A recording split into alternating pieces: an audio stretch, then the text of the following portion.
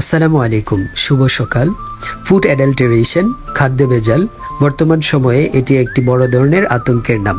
আমরা সবসময় নিজেরা এবং পরিবারের জন্য চেষ্টা করি ভেজালমুক্ত খাবার সংগ্রহের জন্য।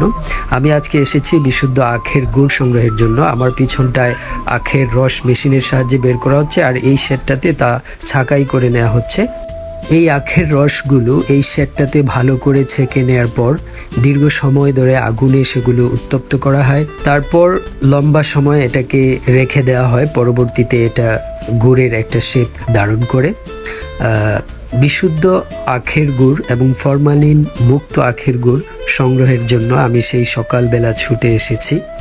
এই মুহূর্তে এখানে আপনারা দেখতেছেন আখের রস এখন গুড়ে পরিণত হয়েছে। আমি আমার নিজের জন্য আখের রস বয়মে সংগ্রহ করতেছি। তো যারা বিশুদ্ধ ও ফরমালিন মুক্ত আখের গুড় খেতে চান তারা অবশ্যই সংগ্রহ করবেন। আলহামদুলিল্লাহ, এই গুড়টা আমি বাসায় এনে দেখলাম এর যে চমৎকার ছিল এবং বিশুদ্ধ একদম অরিজিনাল আখের গুড়, এটা খুবই সুস্বাদু ছিল।